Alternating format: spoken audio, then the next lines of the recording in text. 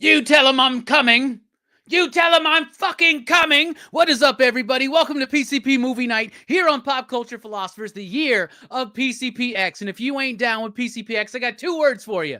Tell him I'm fucking coming. Speaking of fucking coming, we got a great panel of up-and-comers tonight, including Delaney. What is up, my man? Ready to talk about Limey, my friend? Yeah.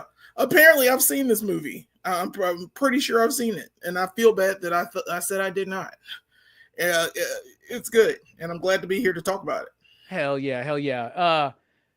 I was pretty certain that we had watched this movie together. So tonight, everybody, in case I didn't mention it, we're talking about the Limey, but you should already know because you can read titles here on YouTube. But we're talking about the Limey, which is a 1999 film directed by Steven Soderbergh, one of my favorite directors, and this might be my favorite Soderbergh movie, The Limey. But we got a bunch of first timers here, ready to fucking come, including Eric from 9 Panel Grid. What is up, my man?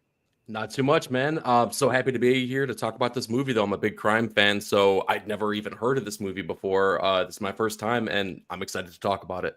Look at that. PCP doing the Lord's work, man. Speaking of doing the Lord's work, we got Brooks from the Lord's Army here. What is up, my man? Oi, mates. Manchester United, yeah? Blimey. Yeah. Blimey. I'm gonna do that. There I was. In my British voice. Yeah. Speaking of British voices, I was curious about though, like, where does the term limey come from? Like, does it have to do with like limes, the fruit? Like, I don't know where that. I used to know what limey meant, but it's like I don't know. It's like a brogue. I thought it meant like a British person. Yeah, it's like it's British. Slang for British person. Well, yeah. There's a whole other meaning too. I forgot what it was though, but won't. All right. Well, speaking of the UK and our favorite people from the UK, it's Stu. Who's nowhere I'm not near gonna the do. UK. I'm not gonna do a British accent. But Come yeah. on, man, do it. No. Do it. You fucking do it. Station, piss. mates. Station. Oh, I'm right. so bad. Sorry. Yeah, happy to be here. Talk about some Soderbergh. Yeah, Soderbergh, man, the city of soda, right? Absolutely. You like soda? It's a bug, right? And to round out the panel, we got the man, the myth, the legend. It's Fable from One Collection Down. What is up, homie? I couldn't do a British accent even if I tried, bro. Try it. Stu tried. come on. Do it. Tell him I'm fucking coming. 5 words. Hey. Good job. A for It effort. escaped. I'm so It escaped out of the New York a little bit. You know? Yeah, he did. Because you have a I thick fucking- New York accent. It I works. fucking love it. Mark is All gonna right. kill me. Who cares about Mark? That guy. By the way, Mark is from Sweden. He's faking that fucking accent. I guarantee it. All right. Anyway, Whoa. we're talking about that. That's a joke. Everybody should know I'm joking. Anyway, we're talking about the Limey tonight. Steven Soderbergh. This is a movie that a lot of people say this is the movie that saved Soderbergh's career. I would disagree. I think the movie that saved his career, or I should say the movies, is this 5-movie stretch he did, starting with Out of Sight in 98, The Limey in 99. In 2000, Aaron Brockovich and Traffic, both of them were Academy darlings. Traffic won Best Picture, won him the Best Director. Did it win Best Picture? He definitely won Best Director. I'm pretty sure he won Best Picture too. Anyway, and then 2001, Ocean's 11. Like can you tell me 5 movies back to back from another director that just hit like this? Yeah, it's absolutely insane to me. Crazy body work. I'm a Soderbergh fan because he is able to straddle this line between commercial and art house, right? He's like avant-garde, but at the same time, he can use big Hollywood stars and make a sexy, cool movie. This is the dude who made Magic Mike, y'all. He made Magic Mike. He also made Bubble. Bubble, which was a digital video, super indie film about working at a doll factory, right? With like no big stars in it. This dude, you never know what's going to happen. Of course, Soderbergh got his start in 1989 with the amazing film Sex, Lies, and Videotape. And the reason why that movie is so amazing is because of two reasons. Steven Soderbergh and Peter Gallagher's eyebrows, right? Those are the reasons why that movie slaps. It also helped ignite the 90s indie renaissance, right? This like move into independent features, Miramax, Tarantino, Richard Linklater, all these people. Sex, Lies, and Videotape kind of started that, right? But he had that big, massive hit for his first movie at 26, right? And then he had some movies that didn't do so well. Then he did Out of Sight, which did okay. Then he followed it up with this one, which, by the way, on a $10 million budget, it made $3.2 million. So this was not a hit. But then he did Aaron Brockovich, Traffic, and Ocean's 11, and so on and so forth. In fact, he just released his latest film, Presence, which I haven't seen yet, but I really want to go check that one out. And he's got a new one coming out with Michael Fassbender, Cate Blanchett. What's it called? Something like The Black Bag or something like that. Oh yeah, So, the two spies in love. yeah, dude, this dude is prolific. I was looking at his filmography today, and you'll see 2 movies in 1 year multiple times in this dude's career. He's a workhorse. He's amazing. And I think this is one of his best films. Terence Stamp is amazing. Overall, I fucking love this movie. It's so tight. It gets in, it gets out. It doesn't waste any space. It's got such an incredible and experimental and innovative sense of the way it's edited together. Steven Soderbergh says, I'm trying to make this movie feel like a memory, right? Like we're remembering the events of this movie as the audience. Like he wants us to kind of feel that. I think he does it. The style, the structure, everything is perfect. We'll get into the contentious commentary on this DVD with him and the writer. I don't care if you've never listened to a director and writer commentary. If you listen, you got to listen to this one. It's only on the DVD. They've taken it off of the 4K that they released overseas. It hasn't been released in high def actually in the States in a physical copy, but have taken away the commentary, because in the commentary, the writer straight up tells Soderbergh, you fucked up my script and this movie. And it's like, it's crazy. They start arguing over it, man. It's insane. The commentary on this movie might be better than the movie, but I love the movie. Strong performances, great style, a brilliant structure, great meaning, great music, whether it's the soundtrack or the score. I love this movie so much, and I decided if we're doing Steven Soderbergh for the first time on PCP Movie Night, we're doing the fucking Limey, because people need to watch this movie, and I feel like it's a little bit forgotten about. 1999, y'all, very strong year for film. We're talking about the year of The Matrix, Fight Club, American Beauty, and of course, The Limey. I love this film. I'm all over its dick. What about you, Jelani? What do you think about The Limey? Yeah, once again, I remember watching this now. It was very good to me. It was a very tight movie. It's very, very concise for what it's trying to do. Guy gets mad that his daughter's dead. He goes to the States after he's had a 9-year stint in prison to go find out answers. And he gets those answers and he goes home. That's what this movie is. And meanwhile, there's blood and hell and destruction. And it's awesome. I love the pacing of it. There are characters in here that are very solid. One or two that are stupid goofy. I don't know why the fuck you're in. It feels like there are 2 characters in this movie that are just sorely out of place. We'll get to that. But it's a great... the movie shot well. The music is subtle. It tells a grand story in Real a quick, small frame. Eddie is letting us know where the term Limey originated from, and I actually knew this. Like, I remember hearing Eddie? this. Yeah. British sailors who drink lime juice to prevent scurvy. Yeah. I think it's scurvy. Okay. Yeah. Oh, It's dope. good to know. Scurvy! The more you know. I knew it was something. Thanks, Brooks. You're welcome, Mike. Jesus. Every time we do a British film, are we just gonna like? That's all Joe Focus. Did we do this in Lock Stock last year? I bet we fucking did. Anyway, Delaney, please continue, man. No, I liked it. It's fine. It's a good movie. I'd watch it again. Hell yeah. What about you, Eric? Man, this was your first time watching it. Never even heard of the film. Never heard of it. First time watching it. My first impression, first of all, is that when I saw that I had a runtime of 1 hour and 28 minutes, I was just like, yes, that's all we need. Thank you. Yes, Stu. God forbid they be 2 hours long. Then what happens? Our brains just shut down, right? We don't know what to do with ourselves. It's not the fine. length What's of after? the What's right? 2 hours? What am I supposed to do with this? Anyway, I think they did a really good job with the time allotted here. There's no fat on this movie whatsoever. The filmmaking qualities, dude. I thought that Out of Sight had a better reception than maybe what you portrayed it as, and maybe that's just like, you know, a faulty memory or something like that. But I thought that movie hit a little bit harder, especially with George Clooney and J-Lo in there. So I thought that this was probably like maybe his passion project, even more so after it did well. That was my perception, at least, of it. So it did do. I mean, so it was $48 million budget on that movie, and it was 77.7 is what it made at the box office.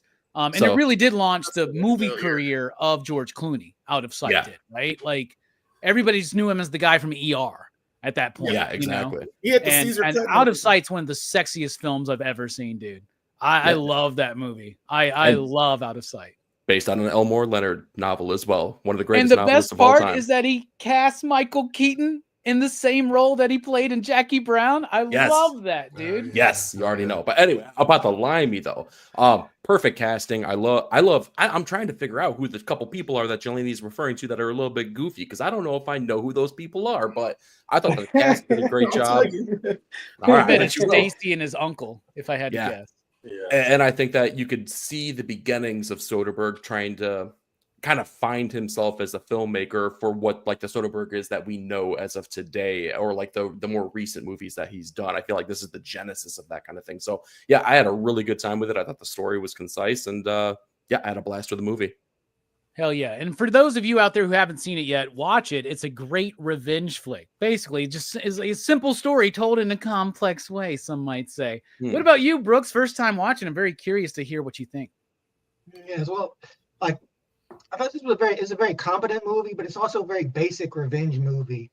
Like I think it has like more going on beneath the surface, but it is very much, it does very much follow the formula of your typical revenge movie. Like nothing happened in this movie where I was like, oh, I didn't see that coming, pretty much. But it does have like some interesting characters in it, I think, and like I like how a lot of the violence is more downplayed, and is oftentimes like not even off screen. Like when he walks in the building, you just hear gunshots, and then you just see the dude running out. Like I think that's a cool way to to let the viewer imagine how badass this guy is.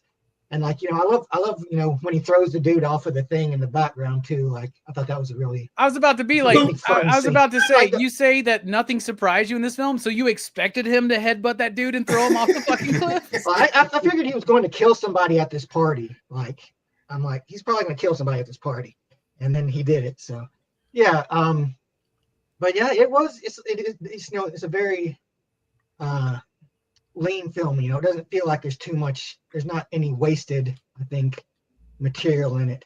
But it does have some parts I didn't like though. Like in the beginning when it kept doing the time jump, like I don't like it when that's used unnecessarily. It kind of like confuses me. But it kind of he stopped doing that through most of the rest of the film. So it was fine. But well, it was okay, fair enough. I thought it was a pretty decent action movie. I'm not. I do. Go ahead. I think like I'd say it's more of kind of a drama, more really. It's kind of like an action drama, I would say.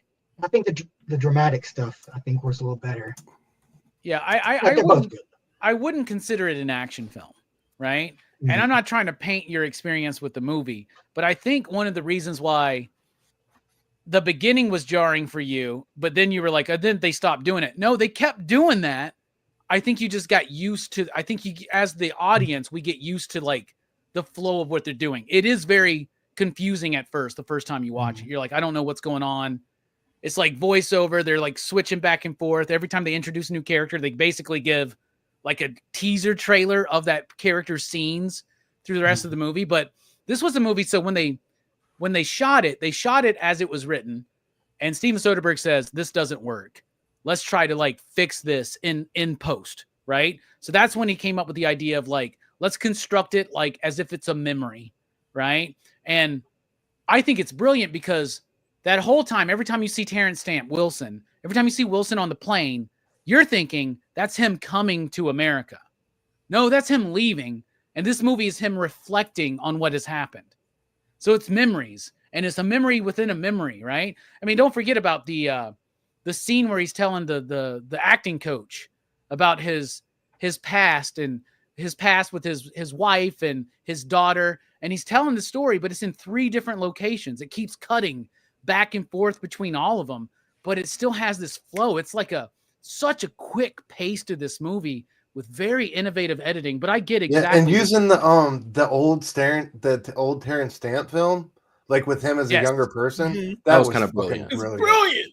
I used to always wonder, how do they find somebody that was so perfect to play a young right? I was like, damn, they threw I kept studying. I was like, they threw a wig on that. They made that motherfucker look good as shit. I was like, that was some fancy de-aging technology for. I thought they were de-aging it too, and I was like, I was like, shit. Yeah, exactly. We don't need to de-age Robert Downey Jr. in the MCU. Just pull something from Johnny Be Good. You'll be fine. You know, there's tons of unused footage from that movie, I'm sure. What about you, Stu? Speaking of Johnny Be Good, I know that's your favorite Anthony Michael Hall film of all time. So why don't you tell us what you thought about the Limey? Yeah, first time watch. I loved it. You know, it was fantastic for me. I've seen every like you were mentioning that Soderbergh run. I've seen all those other films, man. We can't forget about Topher Grace's phenomenal performance in Traffic also, as the bad boy heroin addict. But yeah, you know, Aaron Brockovich, like he was about to really take the main stage with the Oscar chatter and, you know, really have his coming out party. But this one kind of like fell through the cracks for me. So this was, and when you say $10 million budgets, that's kind of surprising. I wonder, honestly, thinking through the film, what they spent the money on. Peter Fonda. Peter Fonda. It seemed like Brooks said, it's so lean. Yeah, and a quick runtime, but yeah, you know, editing, performances, music, just general vibe. You know, it was fantastic. So just a great first time watch for me. Hell yeah. I think most of the budget was spent on Terence Stamp, Peter Fonda, and the Who song.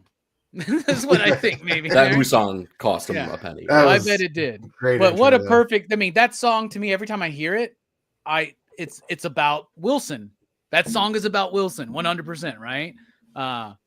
Retroactively. What about you, Fable? First time watch. What'd you think about the Limey? It's all right.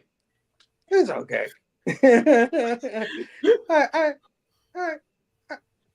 I liken this movie to like Mean Streets, right? Like I could see the DNA of what the next Soderbergh movies would be, but this one didn't quite get there for me. I actually wrote a few notes here. I thought it was pretty compelling. At least the first half hour is really compelling. All those edits, like you said, clever editing, stuff like that. I like the way that characters' feelings are portrayed visually in this movie. The things that they're feeling, you see it kind of in a certain way. Like when he sees his daughter and the light is flashing off her face, stuff like that. I was digging it. I think the actors all had a good presence, especially Stamp. I think he had a great presence. And I like the last 20 minutes of the movie a lot too, when they were in the little shootout thing. That you talking about when all the villains are just killing each other and Terence Stamp doesn't have to do shit? Right. Do anything. So then that brings me to the negatives, which I feel this movie is a little contrived. I feel a lot of the things that happen in this film are convenient or for cool factor, just to get a reaction and stuff like that. For instance, throwing the guy off of the bridge. Stamp couldn't fucking throw that guy off the bridge. According to the way he got his ass whooped in the beginning, there's no way he just tossed this guy off the bridge. Or there was a bunch of shit like that was happening in this movie. I think it was a lot of style over substance. I think the plot is a little thin. And I don't think the script is that great. So it's funny that the script writer had a problem with Soderbergh. I think Soderbergh made his script better. What's funny is that so that's one of the main points of contention that the script writer, what's his name? It's something Dobbs, Lim Dobbs. They worked before on Kafka with Jeremy Irons, and then they worked again years later on the movie Haywire, which I've not seen. I love Haywire. That's Gina Carano. Yeah, That Gina fight Carano. scene, that Yeah, fast forward, woo! So Just the kiss. writer, that was the majority of the critic reviews, Fables, exactly what you said. Story's a little thin, script's a little weak. It's a little, like it doesn't really like exactly what you just said. Yeah, And Lim style over Dobbs substance. got pissed because there was every character has a connection. There's like so much more about all the other characters and the backstory. And Steven Soderbergh says, I don't give a shit about any of that. This story is about this dude and his daughter, or his memory of his daughter, right? And so he cut all that shit out. And dude, you got to listen to this commentary. It is ridiculous. I will. I have never had a commentary that I listened to where the writer straight up told the director, you fucked my movie up. And then at one point, Steven Soderbergh goes, well, Len, when are you going to direct a movie? Huh? When are you going to direct a movie? Wow, Tell me. it got that bad. Oh, dude, it was. It's awesome. I gotta look that up. I hope it's on YouTube. Lenny Boy owes my boy a little bit of an apology because he made that script a lot better. But I think some of the acting choices were a little interesting. Not bad, but just interesting. Especially like towards the end when Stamp is, I don't know, he's beating on Peter Fonda's character, and Peter Fonda's like, oh, dude. I don't know. It's just weird acting to me. And I think a lot of the humor didn't land. Because like Stamp is supposed to be talking like in a way where they don't understand. But I don't think it was pulled off, or I don't think it just lands the way I want it to. Not like in Lock, Stock, and Barrel. You still get what he's saying. Yeah, that's what I'm saying. Yeah. But I do love that moment where he goes in that big tirade and Bill Duke's just like fucking stoically listening to him. He goes, there's just one thing I don't understand. Every fucking word that you said. Yeah. That was the one time it landed for me because Bill Duke, let's come on, clean. He's a fucking legend. But overall, I think it's good. I think I think, like I said, there's a lot of DNA for what will become Ocean's 11, which I think is a far superior film than this film. Mm-hmm. Where all the bits that he's trying to do here land there, especially with acting and the ensemble cast, all that stuff. But ultimately, I think this movie is saved by its hour-and-a-half runtime. Because if it was any longer, I would be like, okay, I'm gonna check out of this one. So Stu, there. I was thinking of you when I wrote that down. The writer in the commentary goes, I just feel like it's an okay movie, but it needs 10 more minutes, Steven. Oh, damn. Now it'll give it worse. But yeah, if I had to compare it, I'd compare it to Mean Streets, which is a movie I enjoy. And I think I would go back to, and I think I would probably apply those same feelings to this one, because there's stuff there, but it's just not baked in the oven enough for me. Okay, fair enough. I can handle that. This isn't quite a Funhouse situation. Yeah. I was prepared mentally. I did a meditation this morning. Be like, doesn't matter what they say about the Limey, Robbie. It doesn't change what it means to you. But to be fair, Funhouse is trash. So, yeah. Speaking of trash, Jelani. I always bring up the past. Yeah, will you pass bringing up motherfucker? That's a trashy thing to do. This movie, I think, has a really solid cast and really great nuanced performances. I love what Fable said. The emotion comes through visually and not through the dialogue, not through the script. And maybe Dobbs is kind of pissed about that, but I don't give a shit. Soderbergh made your movie better. I agree. Jelani, though, I'm gonna be nice because there's so many great performances in this movie. You get to kick us off. What's a performance you want to highlight? I'm gonna go with Peter Fonda. Word. As what was he? Terry Valentine. Terry Valentine, yeah. Bruh, that man. Rest in peace. First of all, I love how carefree he is. As much as he's a cool California guy. cool California guy, got a cool California house, got cool California security, some of them, and just this, he's got a cool girlfriend. His whole life is this, but at the same time, he's presumptively going broke. He is also a heroin dealer, or selling, doing a lot of evil things, killing. He's a money launderer. He's a money laundering piece of shit. He is an awful person, but he has this cool lifestyle that he's trying to maintain, and he believes that Terence Stamp's daughter is going to call the cops on him.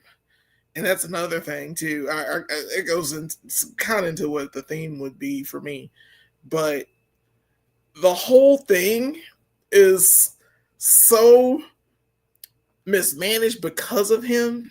Like it's all the cause of him, and he's about to. And the worst part about this is probably did need 10 more minutes because I want to see his comeuppance. I just don't want to see him with a broken ankle and a bunch of dead people in his house. I just wanted. I wanted not closure, and I wanted Terence Stamp to drown him. Something about it made me feel like he should drown, but he did. He held back. But I like Peter Fonda's performance. He's so nuanced and kind, but he is also a demon. And I love the duality of it for his character. I like the way Soderbergh made him be this guy, and he's always smiling. He's all goofy smiling too. I couldn't stand it, but at the same time, I liked his character.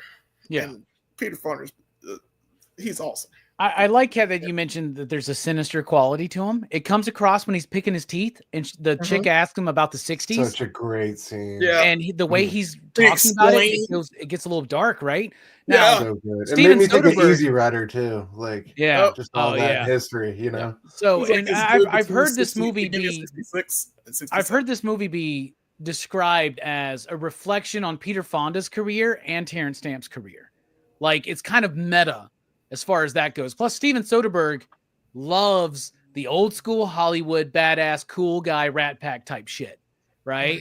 And that's why he did so well at Ocean's 11, and that's what this movie is too, right?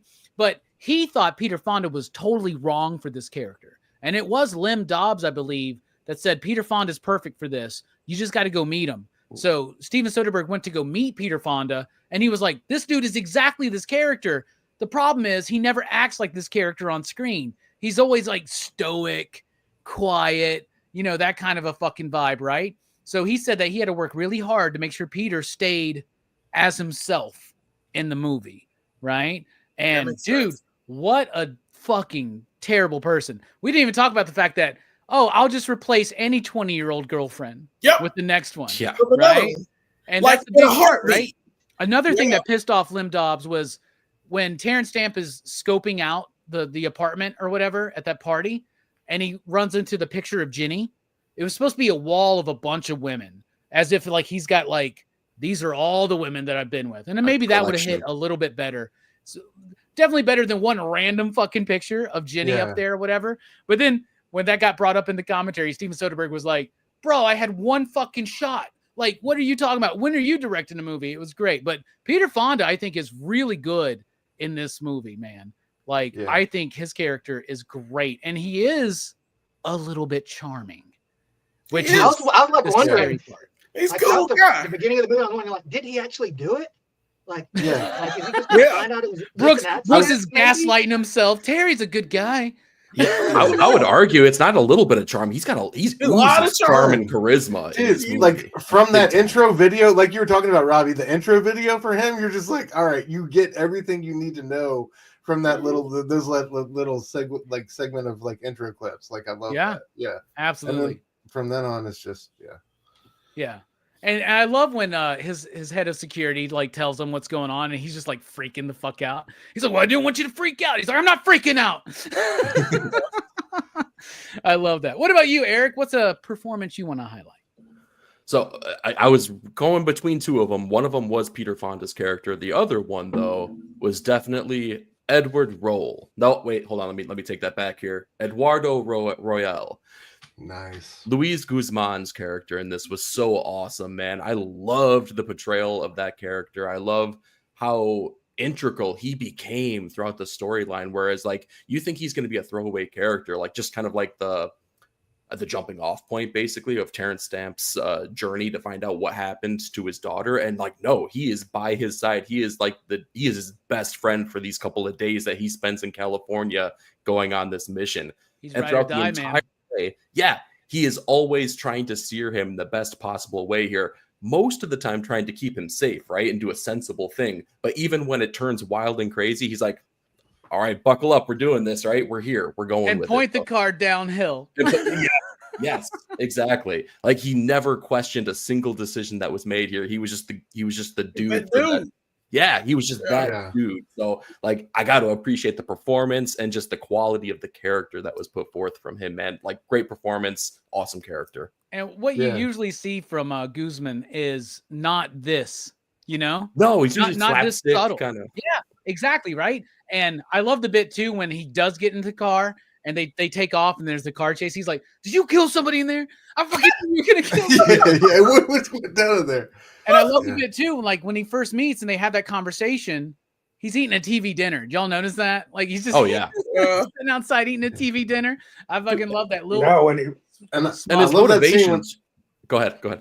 Now, I love that scene when they say goodbye too. Like, there's nothing, it's you just see it kind of from far away, but it's great. Like, because they definitely formed a bond, man. Like, especially that scene when they got chased and the shootout and all that shit. They went through some shit together. So, yeah, he did a lot for a dude he just wrote a letter to and was trying to look out for.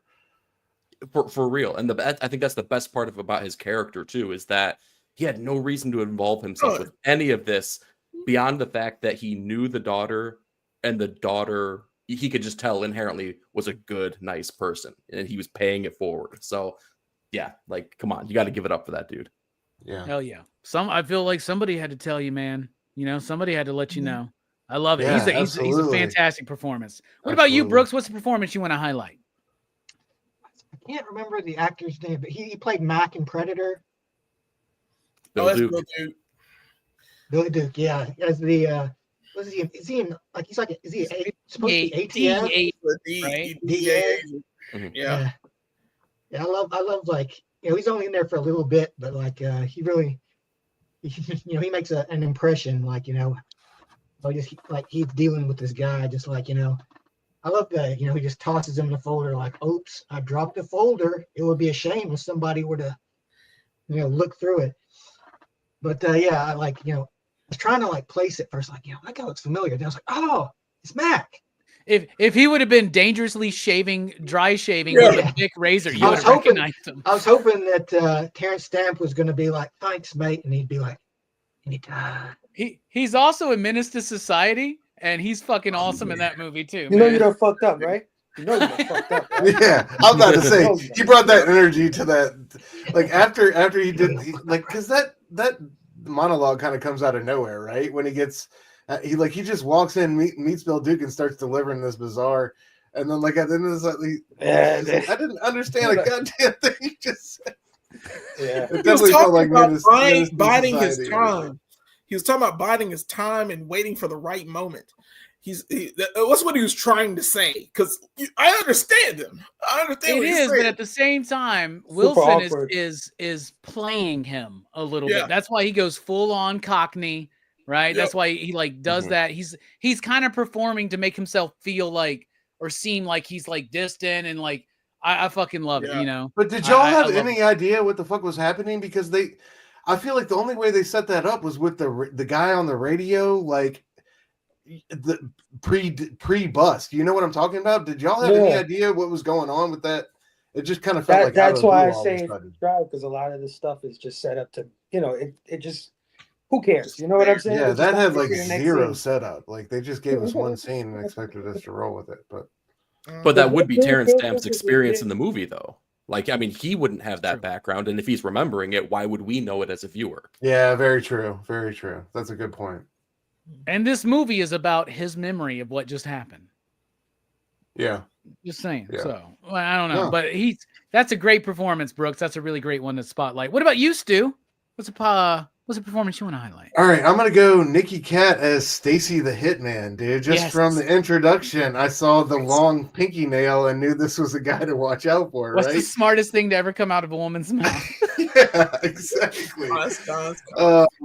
Or when he's talking about like, yeah, Hollywood's great, yeah, still a loser. Yeah, exactly.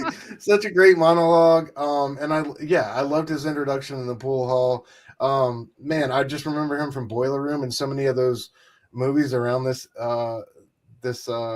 frame of time.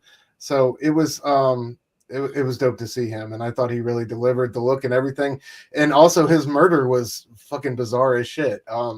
Getting called back, but I loved his sit down with Barry Newman and get a tie and all that when he was walking away. And he was like the one bad guy throughout the movie that was completely despicable, but also kind of like held his own in an awful but pitiful malleable kind of way. So I really rocked with that performance, and it was cool to see him. You picked what I hate. Same here. What? His I love hair that hair. First of all, I love Nikki Cat. I love Nikki Cat. Yeah, same, bro. Good, I love Nikki Cat. What I love is what the fuck is up with his hair? It's like if you look like it's like half He's wearing a dreaded up. bad wig.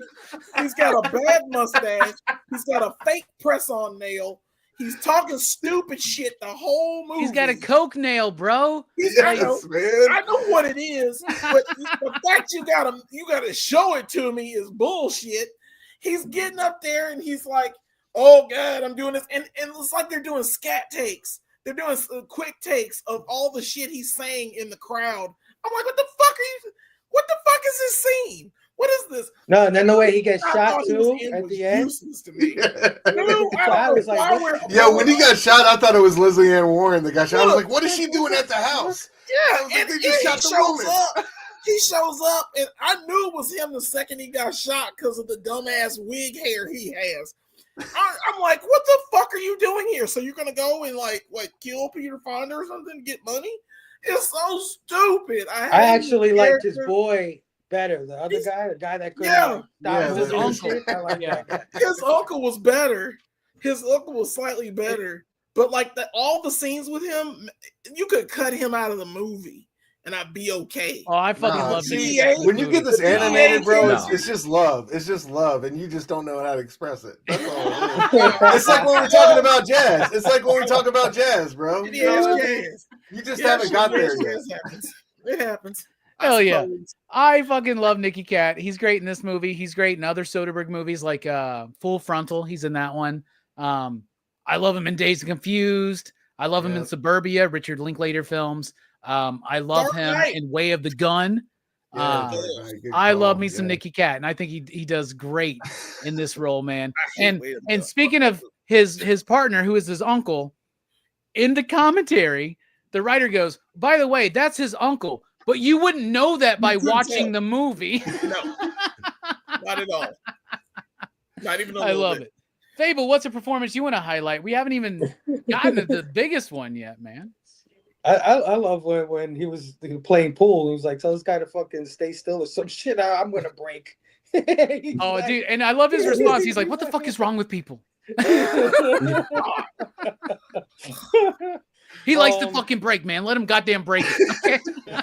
And he does it anyway. He did it. He looks so happy. He looks so happy after he did. And he hits that guy right away. Like as soon as he turns around with the stick and shit. But I'm gonna highlight Melissa George as the girlfriend. Yeah. I thought she showed the best acting chops out of everybody. To be honest with you, like I like Terence Stamp. Don't get twisted. I think he put in a nice nuanced performance, but I think Melissa George comes off. She comes off real genuine.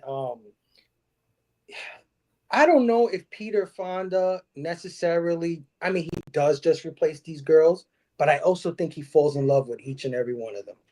Yeah. And I think Melissa George shows you why he would go with her after Stamp's daughter. You know what I mean? Like she probably reminds him a lot of her. How creepy is the bit though, where he talks about how he like helped her parents name her? And also like the fact that he like tells the same story and she's like, you told me the story. That's told me like this. that's I love evidence of the fact that He's this winning. happens so He's winning. frequently to him, right? Yeah. He's just wanting something young to make himself feel young and Yeah. relevant and Yeah. viral. But he's kept right? her longer. But she could have longer. just been a bimbo, and when her scenes are on, it's like, oh no, she's a, you know what I mean? She's a smart girl. She Goddamn. looks like somebody that I would mess with. You know what I'm saying? Like she's just not a throwaway girlfriend. So I like. It was like, this is Melissa someone I Ford. would fuck around with. Yeah. I like her. You make me feel young, yo. You can get it. Hell yeah. Well, shit. Y'all left me with a plethora of people to talk about. Well, we've already talked about Terence Stamp. I think it's known across the board that Terence Stamp kills, slays this movie. He's the Man. he's the lineman. I got to give a special shout out to Barry Newman, who most people know from The Vanishing Point, right? From Yeah. Vanishing Point. Mhm. He's the head of security with his yellow Stanley fucking glasses. He's so old school. Nicky Cat represents the new school. I like that dichotomy there. I love that conversation that they have that you Yes. pointed out, Stu, where they're at the bar and he's like, but who gives a shit about a piece of shit like you, you know? And he's like, get a fucking tie. You know, all that shit. And you just feel like this like, fucking guy. He's like blue collar almost in a way. He's like Hellboy. He's like, fuck, let's get at it again. Jesus Christ. But he's also dedicated to his job. When he hunts that motherfucker down, comes after them on those Hollywood hills, fucking Yeah. the chase scene. That's fucking dope. He shows out with a fucking shotgun. He's kind of badass in this fucking movie. And I like seeing an old dude be badass. And I think he's great. But Terence Stamp is great too. Plus Leslie Ann Warren as Elaine. Yes. She's great. She's a piece of the heart of the film that I really, really do like. Let's talk about the style and structure. This movie oozes style. One of the things that the critics said against it in 1999, this movie is style over substance. Okay, maybe. I disagree with that. Because, like Fable said, so much emotion is shown and not told. This is a movie that if our homie Joe Corallo was here, he would say, this is a movie that doesn't treat you like a fucking idiot. This isn't a movie that has to over-explain things. It's not Captain America Brave New Fucking World, where half the dialogue is goddamn exposition, poorly written, I might add. Of course I watched it, bro. It's not good. It's not the worst MCU film, but we're not talking about that tonight. But this is a movie that shows and doesn't tell, right? And I love that about this movie. It gives us all the information we need in little snippets, but it is the style. It is the way it's shot. It is the way it's edited together brilliantly, I would say. I can't think of another movie that's put together like this. Now, I know that he's referencing some old school movie, maybe an avant-garde French New Wave movie or something about the use of memory and this kind of shit. But that's what I love about Steven Soderbergh, man. He's the dude who makes Ocean's 11 and makes the Limey. You know, he's a dude who can, it's like he's kind of like a Rom V, right? Where Rom V knows, all right, here's my Swamp Thing. Here's my mini Desolate Star. Here's my New Gods. Here's my Rare Flavors, right? Here's my Carnage. Here's my Blue and Green, right? Rom V told me this. He goes, you got to be commercial as a writer, but at the same time, you always got to have something to fulfill your creative needs. Steven Soderbergh does that. I think he does it in spades. And this movie, to me, is a little bit of a mixture of both. It's cool, and at the same time, it's very innovative and very out there and different and indie feeling, right? I fucking love the style of this movie. Style over substance? Maybe. I would disagree with that, but if this is the style we're talking about, it's a style that I will be on board with. Structure, super tight. Never wastes a moment. I never get bored in this film. I'm always excited. I can't wait until the scene where he goes and wrecks shit at that goddamn shop or whatever, where he kills all those dudes and comes out and says, "Tell him I'm fucking coming," right? Yeah. And the way Terence Stamp delivers that, "Tell him I'm fucking coming," he like holds on that last syllable so long, you feel the passion, you feel the anger, you feel the vengeance. But it doesn't, even though it is a typical revenge film, I think through the style, through the editing, through the use of structure, it actually elevates the script. So I agree with Fable on that. Steven Soderbergh elevated this fucking script. So Lim Dobbs, eat a fucking dick. You're wrong. I'm right. Steven Soderbergh is right too. Speaking of being right and being wrong, we all are. But Jelani is most of the time. So why don't you tell us what you think about the style and the structure? I'm sorry, man. Sometimes it's just the way it goes. Yeah. How many of us are drinking bourbon tonight? Raise your hand. Oh. What are you drinking, 9 Panel Grid? Is that goddamn seltzer water with an orange in it? What are you drinking? You're absolutely right. You called it. Fucking lame ass shit, man. All right, Jelani, style and structure. What do you think, man? Fancy. Yeah, you said Who's just down there that is not him tonight? Yeah. Yeah, exactly. Exactly. I'm free. You never got Sorry. it. Love you. Cheers, bro. It's some Perrier with an orange slice. Fancy. Why aren't you doing with your coke nail out? Oh, I forgot to attach him. That's yeah. Leave Stacy alone. Leave So- Stacy alone.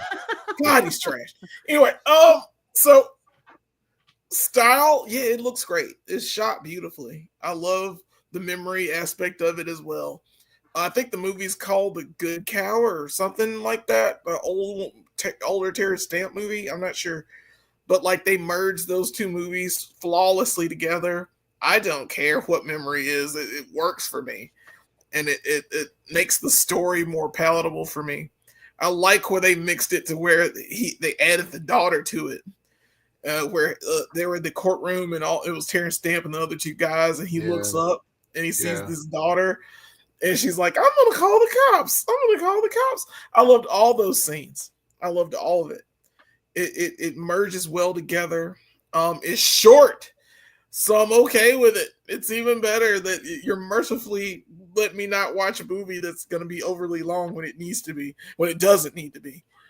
It's a guy that wants revenge for his daughter. That's it. It's easy. It's quick. The best scene, of course, is "Tell him I'm fucking coming."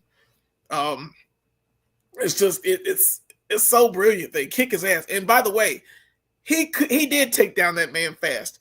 You know, you can do that. It can be done. The man hit it. What he did was stun him in the face with the guardrail and then flipped him over. He didn't see it coming. If he didn't see it coming, it's not like he's standing there waiting to fight him. He's like, "Oh, Mike, I'm gonna fuck you."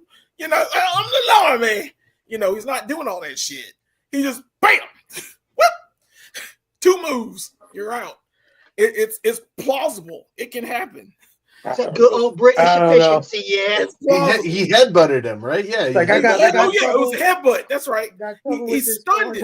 What he say? He said he gave him a Stunned him. Glasgow weapon, or a Glasgow welcome, is what he said, Yeah. right? Yeah. I love that look he gave Peter Fonda when he was walking out the front door. Like, "What up, bitch? I'll be back for you. I'm gonna be back." Yeah, it works. It does. It tells.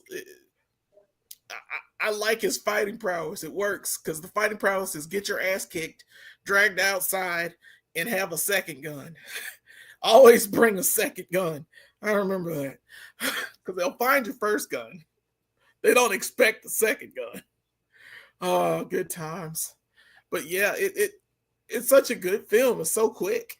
It tells me exactly what I need to know. It's very stylish. It's very California. If I can say that, it's got a very California feel. It's an LA movie that feels so essentially LA, but unlike the LA we typically see in movies. Yeah, if that makes sense. But it's there. I love that bit where Luis Guzman says, "You could see the sea out there if you could see it." Yeah. Yeah. True. Yeah, and it's gorgeous. It's gorgeous. I think it's a very nicely put together film, and it's Steven Soderbergh, and he's just starting out for real. So it's kind of yeah. He's only been making movies for 10 years at this point, but yeah, I get it's a Mean Streets thing. Yeah, it really is. Mhm. What about you, Eric? What do you think about the style and structure of the film? I think there's a lot of cool things that happen in this movie. And like I said, like right when we started, I feel like this is Soderbergh trying to find the filmmaker he's going to become and some of the hallmarks that's going to, like, you know, kind of define him. Like he pulls on I think of, when I think of him, I think of filmmaking that is like progressive, but progressive by reduction. And it's kind of like we talk about with the runtime here. It's just long enough for everything that needs to happen. Same thing with the shots that are made here. Same thing with the approach that happens on, you know, throughout the entire movie. It's just like real trim, real tight. Anything that needs to happen is happening. And like the things that he honors too is like really telling. For instance, like the scene that we all talk about here, where, you know, you tell him I'm coming, right? Before that, what happens is he gets the shit kicked out of him. He comes back out to his car, goes back in, but when he goes back in, the camera doesn't follow him. Nope. It stays in the alley. Well, what that makes me think of is another really classic crime film by Martin Scorsese, Taxi Driver, where we have a very similar scene where he's walking out, but it stays with the phone booth, right? Or not the phone booth, but the payphone right there. But it doesn't follow him. It stays right here, right? It's calling back to those kind of things in a really great way. So it's showing that he's honoring the, you know, the hallmarks of filmmaking. But on top of that, think about the way this movie was filmed. We see shaky cam used in this, a movie that was made in 1999, if I'm not mistaken here, before The Bourne Identity came out. And The Bourne Identity probably isn't the first movie that ever did this kind of thing, clearly, because it's happening right now. But it's the Hallmark movie. It's the one that shows like, oh, that was the big thing. Every action movie that you saw was filmed in that same exact way. So we have hallmarks on American crime filmmaking. We have progressive filmmaking that's going to kind of set the tone for things that are coming up. And even further back than that is that we have the French influence, right? All the memories that we see, they're like seeped in that light that comes down, right? And it's kind of like, it's become a little bit of a hokey thing, but he's pulling back on that classic filmmaking quality. Where do we see that come up? Fucking Memento, which comes out a couple years after that. Another movie that happens to be about memory too. So, dude, like, I mean, it's like a melting pot of all these really great filming qualities. But again, he does so in a really clean way, a concise way that, I don't know, it's not jarring in any way. These things aren't bumping up against each other. It's a melding of them. So yeah, I think that he did a really fantastic job of pulling all of that stuff together and making it work for the betterment of the story and the film itself. Hell yeah. Very well said. Very well said, especially for a Marvel shill. What about you, Brooks? What do you think about the style and structure of the film? Don't do that. Yeah, I was going to say, I didn't win that award, so that's fine. Well, you're gearing up for it this year, man. Even though I'm in the lead right now. Stand on I was that, going to say, yeah, you have a healthy lead. Jesus. That villain arc is coming out. You got that heel turn. It's the year of the heel, man. Come on, y'all. Brooks, you piece of shit. What do you think about the style and structure? Well, like this movie is very like it does very much have like the late 90s feel to it, like for better and for worse. And what like this movie kind of reminded me of like, you know, an early Image comic in a way. And where it's got a very kind of gritty, serious kind of like undertones to it, but it can also be like really goofy at times too. Like, so it's not afraid to like, you know, veer into a little humor here and there, but like it does try to keep this kind of like, you know, very gritty, realistic, you know, feel to it. And like I really like the thing I really appreciate about this movie and like, you know, that really sets the tone for it is the main character and how like he functions as a hero in a sense. You know, it's not really a hero, you know, it's a revenge movie, but you know, he is in the right, I believe, in his pursuit in this case. But like, you know, he's shown as this very like stoic guy, you know, someone he's managed to keep his cool, but he's also like when he goes off, you know, he gets those emotional outbursts too, to you know, remind you that, you know, this is a grieving man. This is a man who is in pain and who is trying to, you know, if not alleviate that pain, at least like, you know, he's trying to make things right at the very least.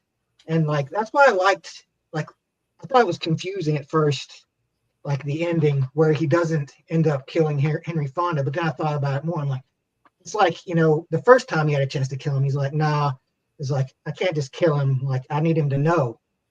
And at the end, it feels like he's like, you know, like it's not good enough to kill him. Like, he needs to suffer, and like, his life is over basically. Like, he's fucked. Like, the cops are probably gonna bust him. He's probably getting up in jail. So he's like, he probably like was like, why should He's I go probably actually going to die out there a slow death because Yeah. his leg is broke and nobody knows where he's at because he's in hiding and he's on the fucking beach, the private Fucking beach. rattlesnake Probably. His just like girlfriend, slithers she's up to very him. much alive unless she ran. His girlfriend is halfway to goddamn fucking Albuquerque at this moment, I think, man. Well, I think that's interesting though, because I took the ending very much to be that, well, like Brooks, what you were saying, like I need to make sure he knows, right? And in that moment, I feel like he had understood that it wasn't about Peter Fonda's character knowing. He had the revelation, oh, I know my part that I played in this now. Yep. I understand the reasoning why this happened. So yeah, because of the threatening to call the police, which throws back to him, and he's like, fuck. yeah, I yeah. get it, dude. Right? Yeah. That's I bet he called the powerful. police like on his way out. He's like, hey, there's some guy in the middle of the desert. You better go save him, yeah? I think in the back of his head, he's like, I'm not gonna kill him, but that dude's dead, dude. His leg is broke. He's laying out there. He's helpless. Everybody else is dead. Nobody knows where the fuck they are. Tide's going to be coming in soon. Yeah. Yeah. It's like a fucking creep show type shit, right? Mhm. Well said, Brooks, man. What about you, Stu? What do you think about style and structure? Yeah, I thought it was magnificent. I think, like you said, it's a it's a testing ground for Memento. I see a lot of the same elements here that we see there. I love the contrast throughout, whether it's what you're seeing versus what you're hearing, whether it's past versus present.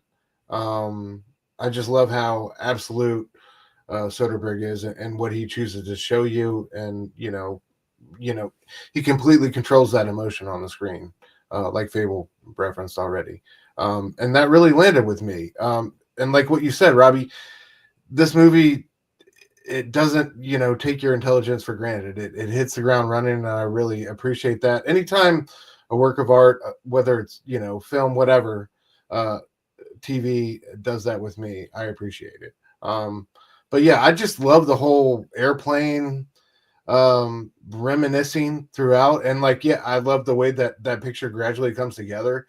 But like just some of those shots of just his face when he's thinking about his daughter were like resonated most with me. And also, like we said before, the choice to use the old Terence Stamp flick I thought was genius, especially in the end when he's singing the song, and it's just got this beautiful note of melancholy to it. And choices made, a life lived, all the regrets with it. I thought it was fantastic, man. It was really genius. And it's crazy that somebody 10 years into his career and about to hit the brink of like major mega stardom, career accolades and all that can make a film that, like we said, that feels so mean streets, that feels so gritty, and like he's pushing the boundaries and trying to figure out new techniques. So it's fucking awesome. Style and structure is A1. Yeah. Stu, you are fucking my golden child tonight, man. I fucking love it, man. And I'm not talking about that shitty Eddie Murphy movie, which is shitty. We Except found for that the out girl. a couple of years ago when we thought that we would have a bad. lot of fun revisiting Golden Child. It's quite bad. Ah, That movie is a slog fest. Speaking of slog fest, Fable, what about you, man? What do you think about the style and structure of this film? Oh, this is one of those rare cases where the style is the structure. I think I think the style heavily informs the structure of this movie. Like Stu was saying, the contrast between what you're hearing and what you're seeing. Sometimes you're hearing the future while the past is going on. And that happens quite a bit through this movie, especially in the beginning, and then a lot towards the end. I do agree with Brooks where it does calm down. I understand. I don't agree that you get used to it. I think there is a moment where that's lost a bit, and then it ramps back up. But it is what this movie is. Like, you know what I mean? The style of that is the entire film. So yeah, style and structure, I think is great. And I also got to echo what Brooks said about being 90s. I think it is totally 90s for better and for worse. I think some of the 90s-isms of it show through that are a little aged or whatever.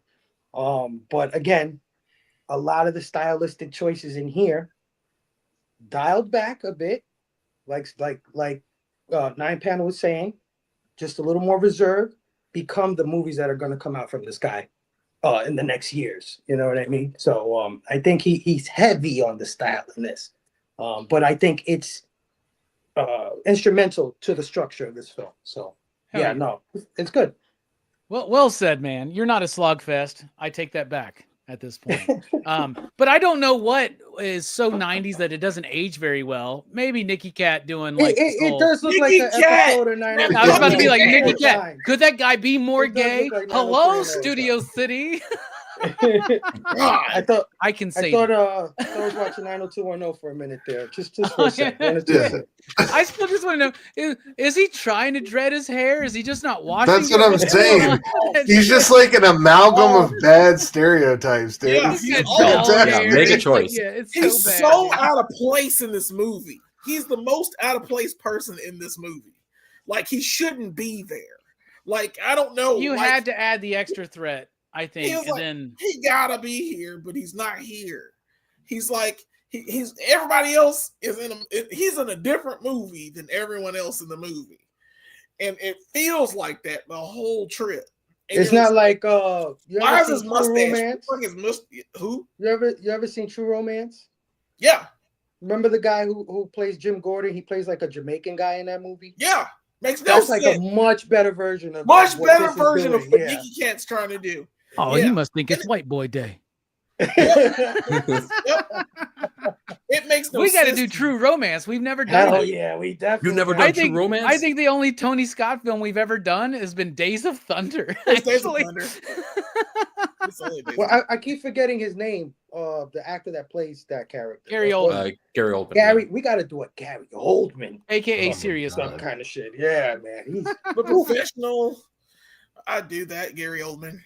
Hell He's yeah. great. All right, let's talk about the music real quick. So the score is done by Cliff Martinez, who worked with Soderbergh on 10 films, including Sex, Lies, and Videotape, Kafka, Traffic, Solaris, which is a brilliant film, Contagion, and he worked on the Cinemax series The Nick. But he also did work on Yes. Pump Up the Volume, Wicker Park, and even Drive, the Ryan Gosling Drive is movie that I so hear good. so many positive things about, but I've never actually seen. So the score, very melancholy, very somber, very sad, very low key.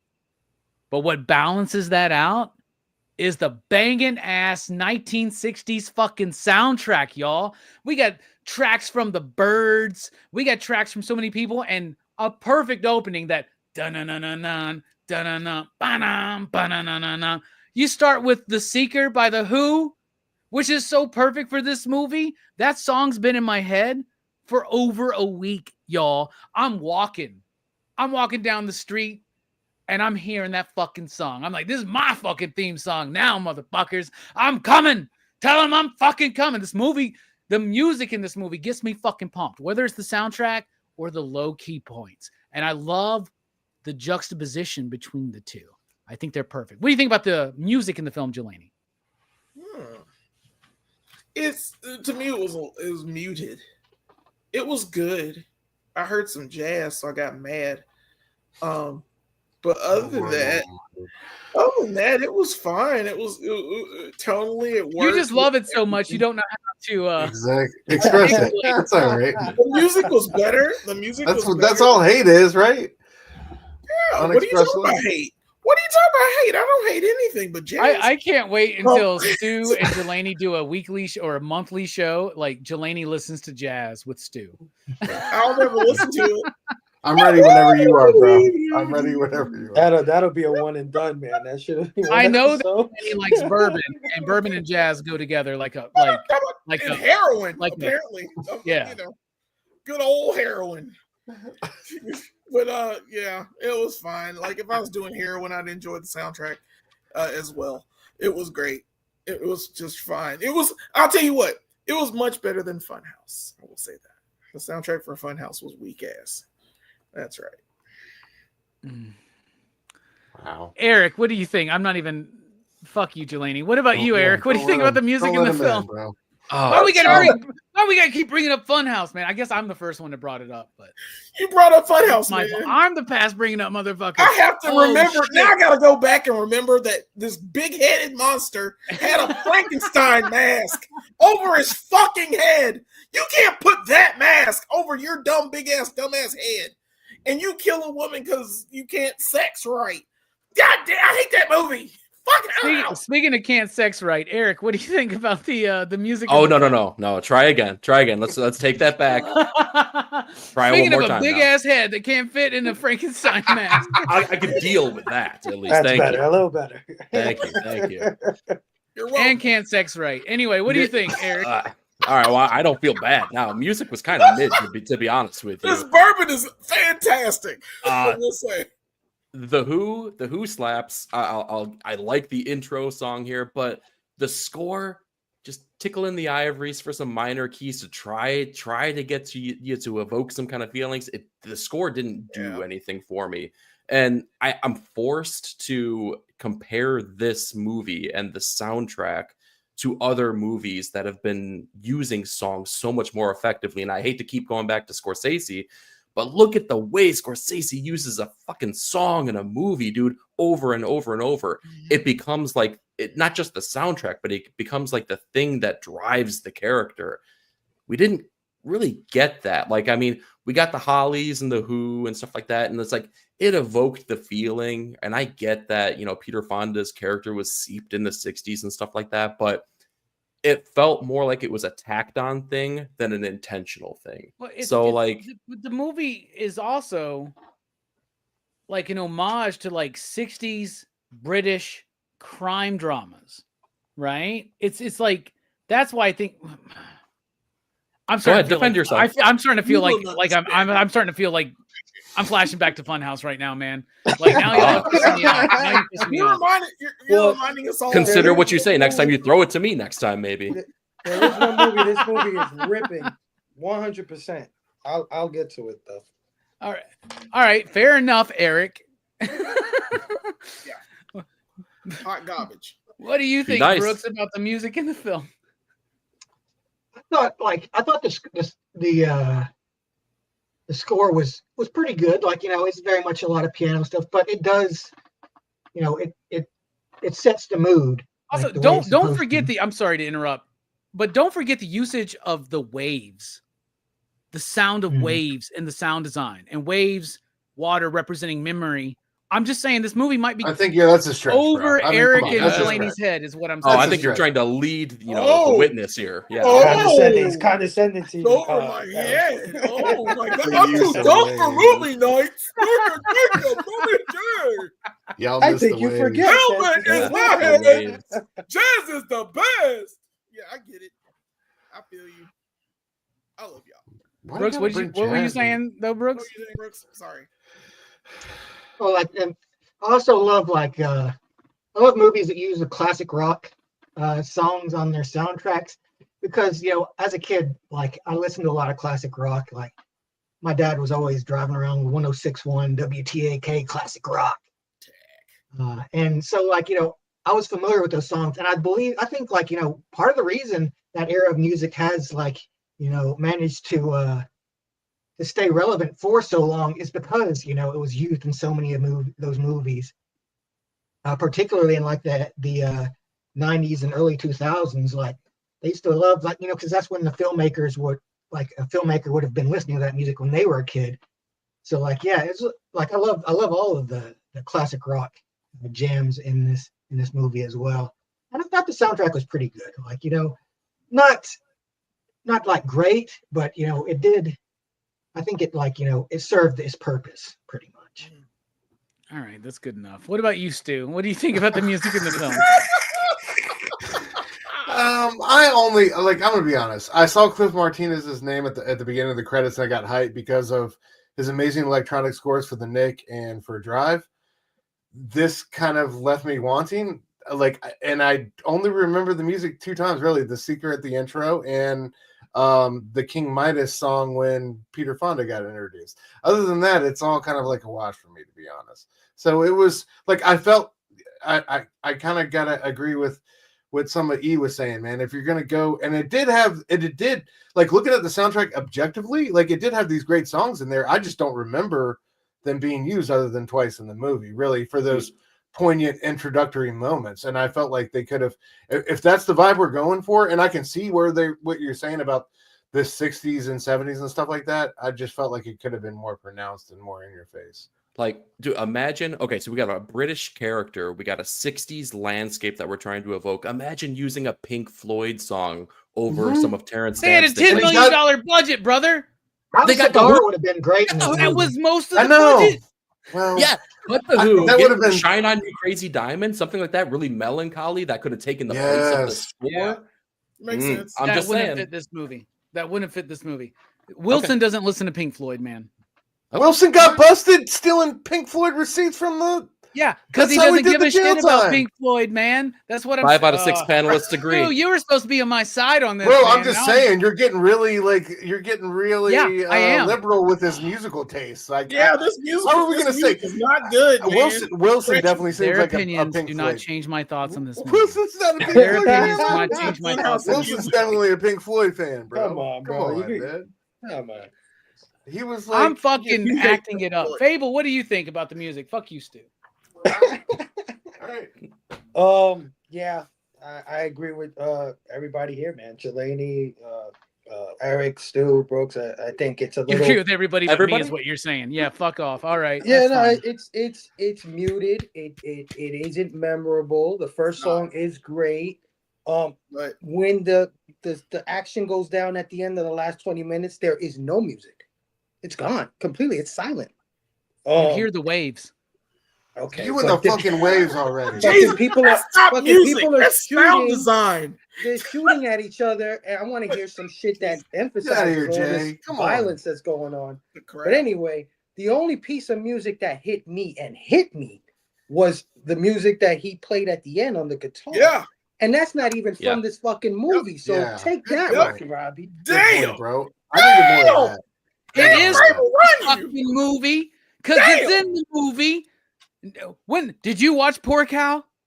Fable? Have you seen that movie? Then this is the only movie you've heard that fucking song in.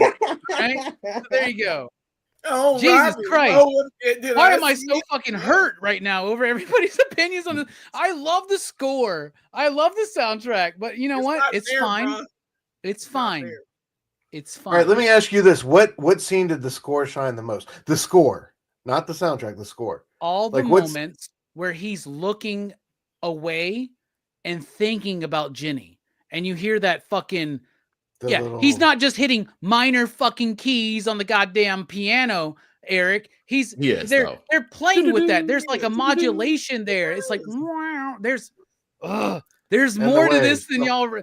I'm telling y'all, waves, y'all are yeah. all fucking Dude, idiots tonight. The as score far is as straight up the movie scene from goes. Ghostbusters where Peter Venkman is just Oh, you know, shut the fuck up. pissing off ghosts.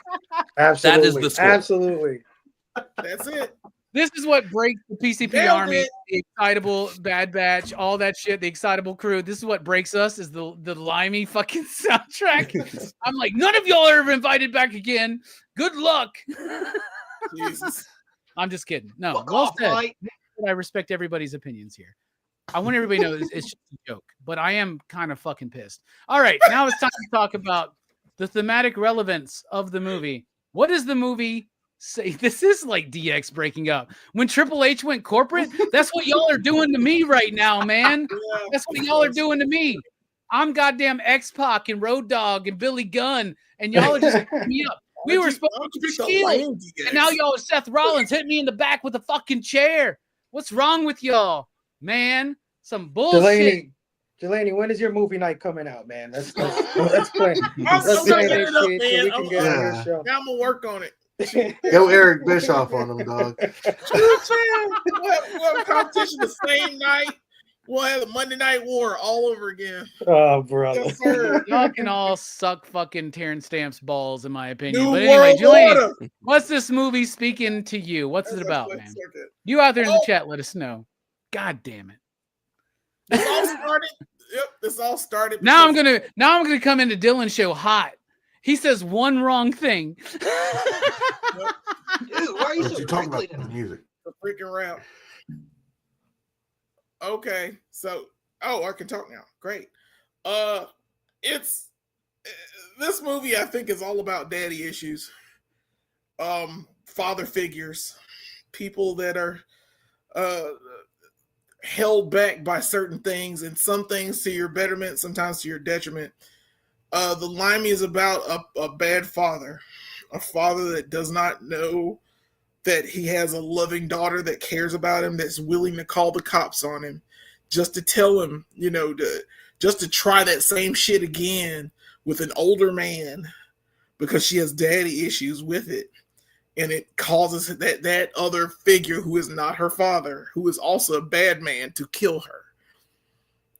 It is so sad. It is tragic, in fact, that like because of parenting, and it's all parenting, I think. It's just he was not a good father, and he's paying the price for not being a good father, and not being there, and not being. We don't have strong men that guide. Chris Rock said the one good thing you gotta be is to keep that girl off the pole. Keep off the pole, it's gonna be fine. Not that I'm downing sex workers. We're sex positive here at PCP. Yep. But it's just it's certain things that you have to do to instill like a good environment for someone to be with you. And this movie proves that he was trying to make up for lost time, but the time is gone. His daughter is dead. And he realized, and like I said, that final scene, that's what got it. That scene where he's about to kill Peter Fonda, but he's blaming Peter Fonda for something that he did, that he instilled in his daughter. And it hurts. And it's real. And it feels like you make mistakes, but you can't, of course you can't guide people's lives. You can only show them the best path and go for that. But he was gone most of her life. So in order for her to compensate, I think she found an older guy who was treating her nice until she found out, pulled that same crap on him that she pulled on her dad, and then that was it. That was that. And it's so sad to see. And that's what I took away from this movie when I saw it. It's just, it's really a sad state of affair that happened to her. It's very an unfortunate situation. And her father could have prevented all of it just by being there. Just by being a father and just going the right path. I think the cutest thing in the world was him. If my daughter picked up the phone and said, "I'm calling the cops on you," that means you fucking up. You need to, maybe that should be your wake up call. Maybe I shouldn't fuck up. That's it. That's all I got for this. Very well said. Yeah, that's good. Yeah, very well said. What about you, Eric? What's this movie speaking to you? Yeah, it's gonna ping off of a little bit of what Jelani said there as well, but I think it's a reluctance to act appropriately when there is a sign given to you, right? And I think that it speaks to a lot of different characters throughout the movie, right? Especially, Definitely what you were talking about with Terence Stamp, right? I'm gonna call the cops, right? That was his moment. That was his moment to act appropriately. He chose not to do so. There were consequences to that action. Now, that's also a lesson for the daughter, though, right? She saw what people are going to do in that circumstance. She made a choice in that moment, right? She should have learned the lesson. She says, "I'm going to call the cops later." You shouldn't even have said, "I'm going to call the cops later." You should have understood, I've learned this lesson already. It's time for me to get the hell out of there, right? She didn't act appropriately in that moment here. Same thing with Peter Fonda. All of this stuff came down the pipeline. He knew all of these things were coming, right? He knew that his business per se was in a bad way. He didn't act appropriately in that way. That led to him doing the thing that he did to the daughter. That led to Terence Stamp coming and doing the thing he did to him. No one picked up on the signs, right? So it was a reluctance to act appropriately. Well said. I like that. Brooks, what about you? What's this movie speaking to you? Well, I think like a big theme of this movie is this idea like of how in America, like successful men believe that other people are disposable, this idea that, this guy who's like so successful, he thinks that just because of his success and, because he has all these things, that he feels like he's justified in like, disposing of people, or like, and he can just go about his life. But like, when you do, it's like the idea is like when you do that, it's like the person you're throwing away isn't just like, a nothing, because they will always have somebody who does care about them. And if that somebody who does care about them is a violent criminal who's really good at killing people, there's going to be some consequences for those actions. And like, the kind of villain archetype is like, it's like, been popular even throughout like Westerns, like the railroad, the evil railroad tycoon, or like, the villain from Roadhouse. It's like these villains Bingazara! yeah. It's like these villains that think that they're untouchable until they meet, the guy or the agent of justice. The agent of that tells yes. them like, and it's like, no, like this ain't how it is, like Yeah. people aren't just like, things for you to like use and dispose of. So like, yeah. I love what you're saying, because this is apparently a big theme in the original script, and Lim Dobbs told Steven Soderbergh he fucked it up. But one of his original themes was class. Peter Fonda versus Terence Stamp. Terence Stamp is a blue collar worker. Now his profession, his chosen profession, may not be above the book. You know what I'm saying? But like, he's still a blue collar worker. He's not a crime boss. He's like a soldier for someone. You know what I'm saying? He went to prison for like a bank heist. Yeah. So like there is that in the movie, and I think it's still there, even though it's a little bit subtle. But I think that the subtlety of this movie is one of the things I really love. So well said. What's up, Dylan? Yeah, we're still going. We're wrapping up now, though, man. Just pay attention to me, and you'll know when I'm about to show up on your show. Anyway, Stu, what's this movie speaking to you, man? Yeah, I think so many great things said already. I think it's ultimately about, so many times we want to blame external circumstances or, some miscellaneous bad guy for our troubles, when ultimately we need to take a cold, hard look in the mirror and take stock of our actions, whether it's past, present, and future sometimes. We all need to take personal responsibility for what we do. And I think this was like a long, hard journey for our boy to come to that conclusion, with our scene at the beach. So ultimately, I think he thought he was on his kind of quest for redemption, and there was all these external bad guys that he could blame for his daughter's death. And that was kind of the fixation for it at first. And then he found out that he had a heavy part to play in that. And, I think it goes back to those scenes when he's walking there, the family on the street with a stroller, and he like steals the flowers or whatever from that car, just like even back then, the decisions he was making, and the path he was going down. So yeah, that's it for me.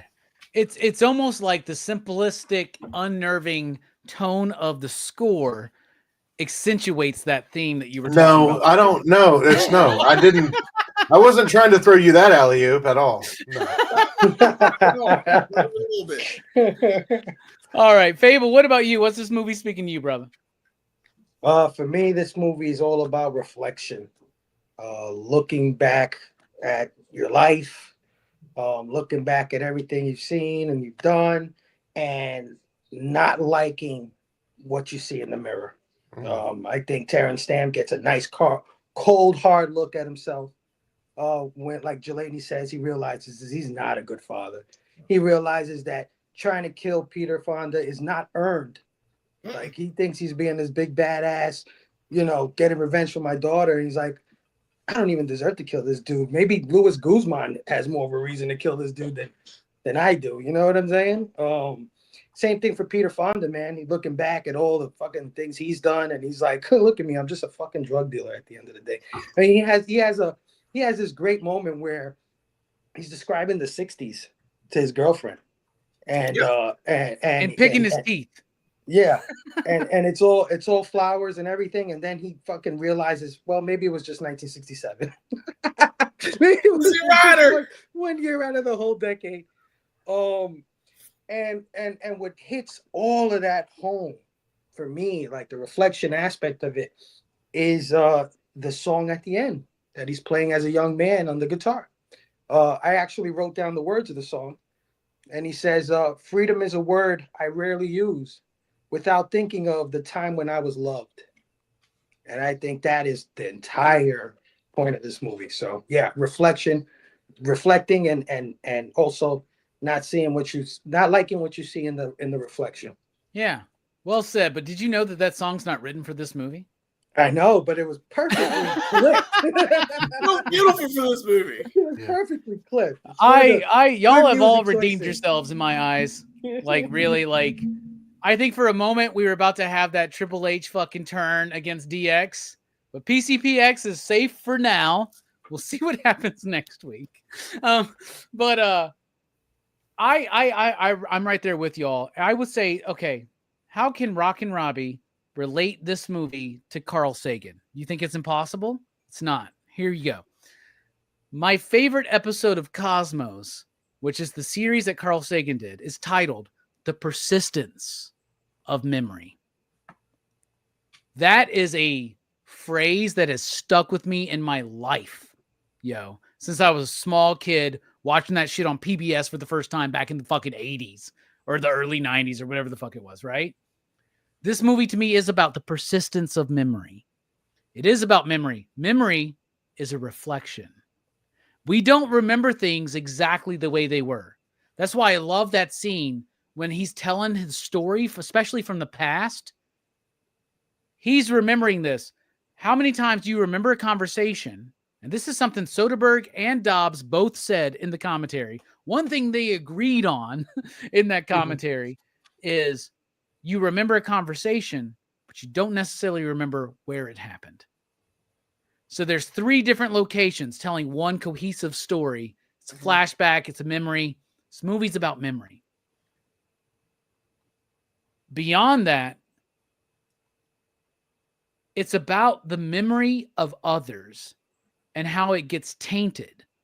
Most of this movie, Wilson is remembering his relationship with his daughter. No, I was there as much as I could be. We had all these great times. She used to threaten to call the cops on me. How cute. But at the end of the movie, it's not so cute. Because he does realize, like you said, all of y'all, he's responsible, right? He caused Jenny to get to the point where she was and where she lost her life. Would she have called the cops on Peter?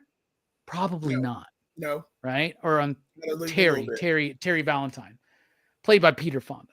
But so what it is to me is about how do we honor the memory of those in our lives, whether they're here or whether they're gone, right? I've lost a lot of people in my life. So have y'all. We have a memory of those people, circulates in our brain, sometimes too much. But a lot of our memories, whether it's about people living or dead, a lot of our memory gets tainted by our own perspective. We paint our memory with the lens of our perspective, if that makes sense. And sometimes it takes something very jarring to knock us out of that and let us understand our memory through another person's perspective, right? It took Terence Stamp's character to the end of the film to realize, oh, that wasn't cute. That wasn't like a cute little bit that the father and the daughter had. Like, I'll call the cops on you. I'll turn you in right now. It's not that cute. It's life or death. He wasn't a good father. Nope. He knows he's not a good father, but he wants to paint through his perception, his memory, as if he was, but he wasn't. And that is the persistence of memory. That's why it persists. That's why it maintains. We need to think, and here's the thing, before you lose another loved one, we've all lost loved ones. Everybody here on the panel, everybody out there watching, we've all lost people, right? Before you lose another person, maybe reflect on your persistence of a memory and try to understand your memory, not from your perspective, but from theirs. And maybe you can fix something before it's too late. This movie's about regret. This movie's about guilt. And this movie is about how memory will paint over that guilt and regret, but only for so long. And it's a sad fucking movie, man. It really is. And it's powerful and it's poignant and it is a persistent movie in my memory. So that's what I think. All right, time to rate this motherfucker so we can get out of here. Get ready for next week. Get ready for March Madness. Get ready for Dylan's Horror Show, which is starting 5 minutes ago. They're waiting on us. But you know what? Dylan says, take our time. All right, out of 5 you digs, you out there in the chat, what do you give The Limey? Jelani, kick us off. It's a good movie. If you haven't watched it, I suggest you watch it. Steven Soderbergh is hands down one of those premier directors that really shows you the human condition in a lot of different ways. Thanks, Dylan. Also, this movie is also about waves. Yeah, it's about waves that crash. But the waves represent memory, reflection. I mean, I'm just saying. No, man, it's sound design. It's called sound design. All right. Sound design is part of what we're talking about when we talk about music. Water is reflective. Water is reflective. Fair enough. Jeez. Like water. Be like water. As Bruce Lee says. Reflective and flowing and changeable. Yeah, it does that. I'll give this movie and I'm gonna be nice. I'm gonna give it I'll give it a 4. It's no Ocean's 11. Ocean's 11 is way better. This is I'm sorry, man. I mean, Jay was saying something about being deep. I'm not being deep. I refuse to be deep. I'll be deep enough for this though. Like the ocean. Not like the ocean. Beautiful. You can see the sea. You can see it. I'll give it a 4. But think about that line. A 4. That's great. Think about that line, though. You could see the sea if you could see it. With the idea of memory, the sea, water, reflection. That's right actually kind of profound. You could see it if you could see it.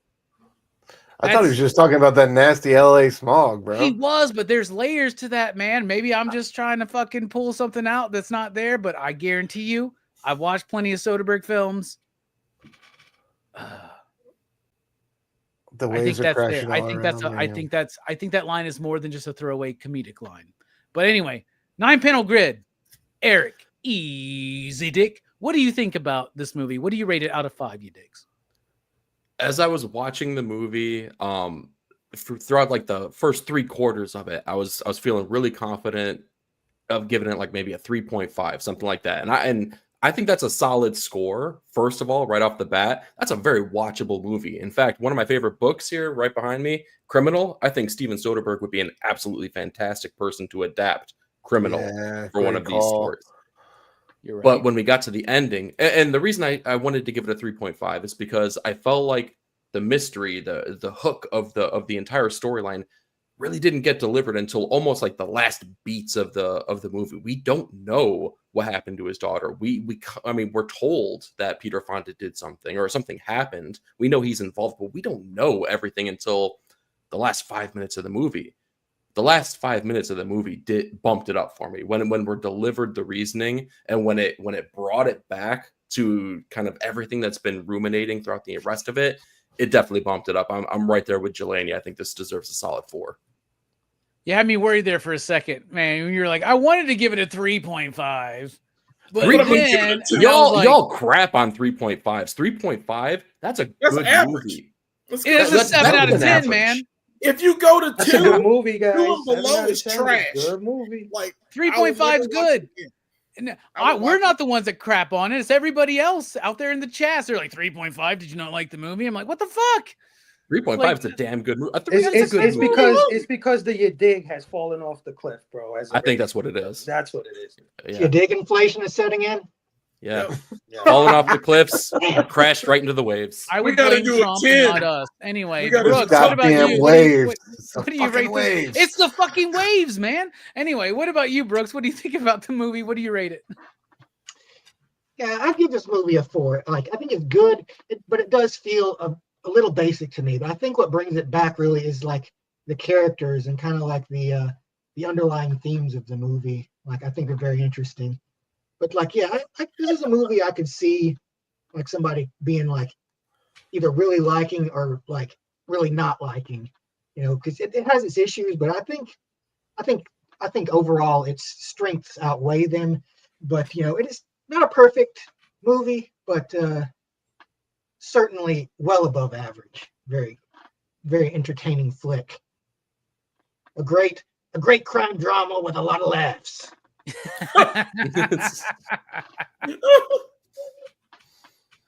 Did you rate it? Yeah, I gave it a 4.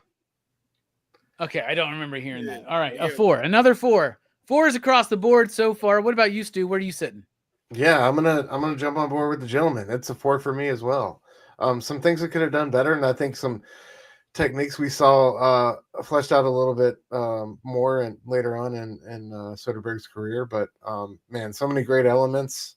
Minus the music, which was just not there for me. But that's okay, right? Waves come and go. It's the ebb and flow. That's how life works, right? I just cut my fucking lip biting it, man. So 4 out of 5 for your boy. All right, 4s across the board so far. What about you, Fable? What are you fucking thinking? You piece of shit.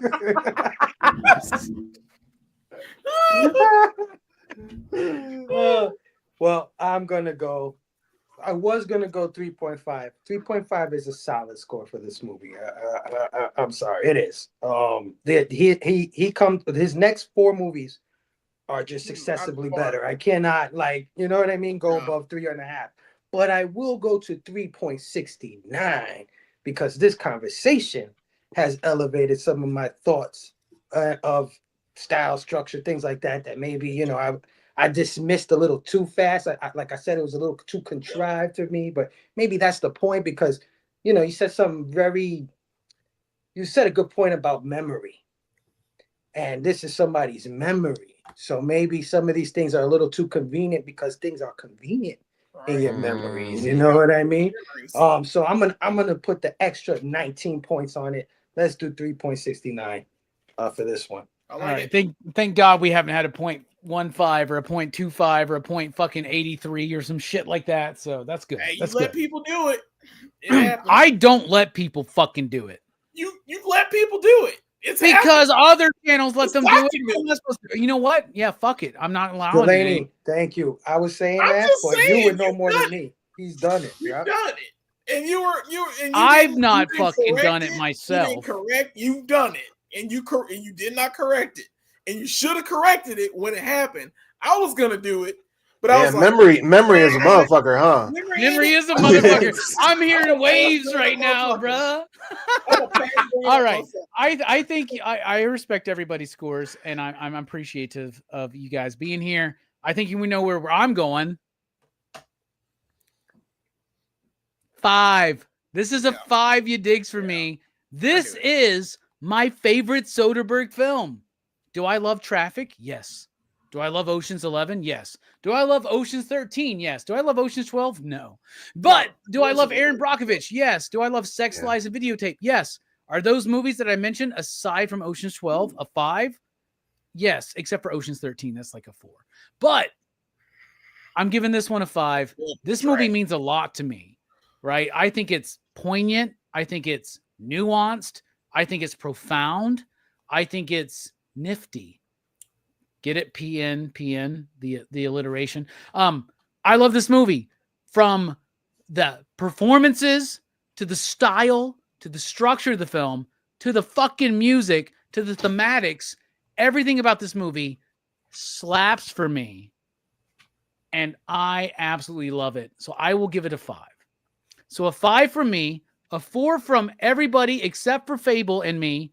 Fable gives it a 3.69. That is a PCP average. A 4.20069 station. That's good. That means we tell you need to watch this movie. Maybe he's done better. Maybe he's done worse. But regardless, The Limey is a movie you need to watch. Thus concludes our movie night for the Limey. Great conversation. And just so everybody knows, it's all in fun. I don't hate any of these people because of their opinions, but they are wrong. And that's okay. It's okay for your friends to be wrong and for you to be right. So everybody remember the persistence of memory as far as that goes. But the waves, man. Yep. The waves really. The sound design. Dude, the It's called sound the design. Like Point Break, design. right? That is All right, not- I'm changing the goddamn shit. Music and sound design. Well, yeah, motherfucker, fuck you. First of all, fuck you, Jelani. You have talked about sound design when we've talked about music before. Not waves We've all done it before. We've Not all been like, waves. yeah, the music's fine, but the sound design, we've all fucking done it. So, just saying, don't Okay. leave yet, Eddie. You don't know what's about to happen. Oops. Jelani, thank you for Oh, being you here. suck Final it. thoughts. What you got coming up? I don't know man? why you're not sucking it. I just have no clue. Man, this is the year of the heel. I love it. All right. Yeah. Just son. wait till I go corporate, man. I'm all of a sudden gonna fucking sign up with Marvel. Pew, pew. I'm gonna be Dude, like, come out Spider-Gwen's in the a greatest suit and a comic of the tie, last bro. 10 years, y'all. Come out with a suit and a tie. That would be freaking awesome, dude. And your hair slicked back. All right. Yeah. Great movie. Great PCP movie discussion. I enjoy you gentlemen's take on everything. Yeah, once again, Except the the- discussion's Likewise, better than the bro. movie, right, Likewise. Jelani? It is. It's better than the movie in a lot of ways. Yeah, you guys are the best. Let's see. Oh yeah, me and Brooks do this thing called Go Figure Reviews. We just did a review recently of the Marvel Superheroes Secret Wars Spider-Man and Wolverine figures. They're pretty cool. Spider-Man, I got some issues with. I got huge issues with that Spider-Man. The Hasbro, I don't know what's wrong, but y'all need to, like, if you make a Spider-Man figure, make a consistent Spider-Man figure every time. Okay, you make Wolverine, you make thousands of Wolverines, and they're different. You make a new Spider-Man, and this is like a regression Spider-Man. Anyway, you'll see that in the video. It is what it is. We'll talk about it. And I wish I had opened it. Good 'cause Spider-Mans are $50, Jelani. Oh yeah, good Spider-Man's $50. They come with everything. Yeah, good. Yeah, yeah. Let's Good do luck that. finding that for 50, man. It Oh, cost I'm me gonna get it. 45, so what's it you ain't costing getting me? it for 50. I'm gonna get that hoe. I'm gonna get two of that hoe, and I'm gonna review it and be mad every My time. God, I'm the, like, the toy "This world is is on $100." fire. The toy world is on fire with that Maximum Spider-Man. Yeah. I saw some Maximum videos today. Legends. Maximum. The fuck, y'all are killing me, man. So yeah, well, Absolutely. please watch our channel. Go Figure Reviews. We got to get more people watching because I like toys and Brooks likes toys. I know y'all like toys because we used to do show and tells. Something happened to that, but you know things happen. You know, hi. Oh yeah, and the Limey's good. Watch it. Yeah, Limey's good. All right, Eric, thank you so much for being here. Final thoughts, man. Dude, thank you for having me. I had a heck of a time watching this movie. I will absolutely be watching this again sometime in the future. I had a heck of a time with it here. In regard to what I got going on, man, I got waves of content, if you will, coming out here in the near future. I just had a heck of a time recording a video about precious metal with Nick from Comic Culture here. We're still working on when that's going to come out here, but it's coming out in the very near future. On top of that, you can catch my weekly comic book review show that comes out every single Monday morning here, where I go over all of the comic books that came out the previous week, giving my thoughts about them. And then on top of that, the waves continue as me, Nick, and Stu got to sit down with Sean Crystal from Ink Pulp. We had a really great conversation. That interview is going to be coming out this Friday morning here. So lots of good stuff coming down the pipeline. Hell yeah, man. That's awesome. All right, Brooks, thank you so much for being here. I appreciate your perspective, no matter how wrong you are at times. But final thoughts, man. What you got going on? Well, yeah, mate. I know you had a hard time here. But, like, you know, it's a right good movie. It's a right good movie. It's not as good as Manchester United, but it's pretty good. It's pretty good. Well said. Stu, thank you so much for being here. I love you, my dude. I took it dude. easy on you tonight. I appreciate it. I'm Right? looking Just a forward to little be bit. back in the Just hot seat. Yeah, little yeah. It was Yeah, nice. yeah. Yeah, just wait till next time. Anyway, All right. what you I got know coming you're up, gonna my bro? remember the music comments. Yeah, man. Every Wednesday night, me and E, Ink and Insights, 9:30 p.m. Eastern, rotating on my channel and E's channel, 9-Panel Grid, Dr. Doom's Fan Club, talking our favorite new comics of the week, Marvel, DC, Image, and the Indies. Also got Surrounded by Short Boxes, where I'm just going over my favorite, back issues from the personal collection and what I love about them so much. And then on Tuesday night, man, I got a new show with Verno at 9 p.m. Eastern. We're going to be going through horror comics, old and new. We're starting with 30 Days of Night. Robbie, I know you hate it. I know you think this book sucks. I'm not trying to hear it. This is our first foray. I'm looking forward to it. Ben Temple-Smith, obviously, a hugely successful movie. So, yeah, man. What the fuck did I say about goddamn 30 Days a Night? Oh, Vern said he introduced it on last Monday, and you were like, "That book fucking sucks." Yeah, like Ben Temple-Smith's a piece of shit, just so you know. He did. So. There it is. There it is. Yeah, fuck that guy. At least All one right. comic book reviewer here likes that book, though. Also, So congratulations, Luke, Eric, on situation? 500 subs, man. You hit a milestone today. That's dope. Thank you. I appreciate that. Crazy. Never thought it would happen, honestly. That's fast. That's good. Oh, Fuck yeah, time. yeah. I still love you, Stu. You're great. 30 Days a Night's man. I fine for appreciate what it that. is. It's the movie that I have a disdain for. But Oh, really? But now, actually, I think Ben Temple-Smith's a piece of shit. So there you go. Okay. I'm just kidding, Ben. He's not watching. Heel turn. It's a heel turn. He doesn't. It watch happens. me. Anyway, Fable, thank you so much for being here. Any final thoughts? And what you got coming up? Playing Fable Friday nights, 9 p.m. Eastern. This Friday, come hang out. You like the banter here? You like all the jokes that just continues Friday night. So come on and hang out with us then. We are my channel is participating for the first time in March Madness. It's my first foray into Let's go. what we do here as far as movie reviews. I've never hosted something like this before, so I'm very, very excited. Thank you, Robbie, for including me this year on this thing, man. Super nervous about it, man, but hey, maybe it'll spawn new content on the One Collection Down. Just be YouTube prepared for channel. your panel to hurt your feelings, man. Hey, Funhouse sucks, man. I don't care what you say. I don't give a fuck what you think about Funhouse, you piece of shit. I don't give But a fuck. yeah, most of that stuff, Robbie's gonna talk about anyway. What's coming up? So yeah, playing Fable on Fridays, guys. All right. Thank you so much for joining us. Next week, our last show before March Madness starts, we're continuing our look at my favorite directors with Stuart Gordon's Robot Jocks. I can't wait. I I cannot can't wait for this I can't wait for conversation. this shit right here. I've been That's waiting. going to be great. What is this movie? When did this come out? Exactly. It came out in exactly. the what it's- 80s, and it's fucking awesome. I don't give a Jesus shit Christ. what anybody Holy thinks. shit! This How movie's have I not badass. heard of this? You want to talk about deep oceans of reflectiveness and yeah.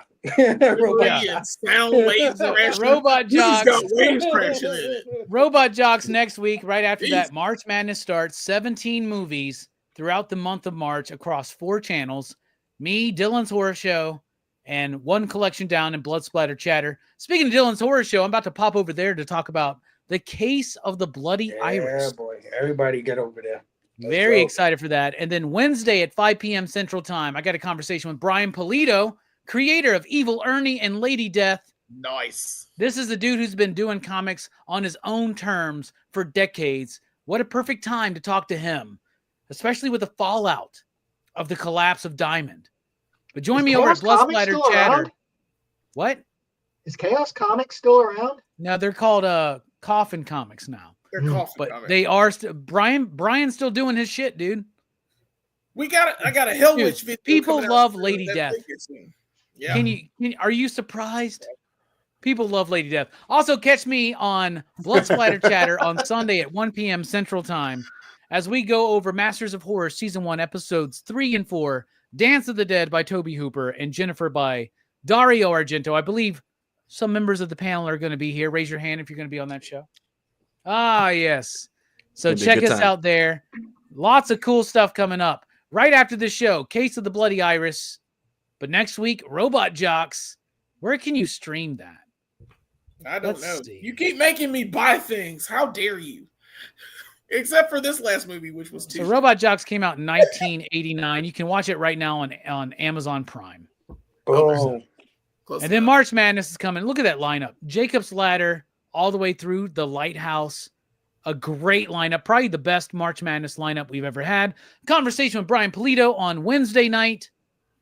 And on Sunday afternoon, more Masters of Horror over at Blood Splatter Chatter. All right. We are dipping out. Thank you all so much for being with us tonight. And my final real thought is this. Nah, bro, those are just valets. That's a great moment. Bree's all like, this motherfucker's got all kinds of security now. And he's like, bro, those are just valets, Those are man. He's having a valets. party. So let's party, PCP. Be excellent to each other. Party on.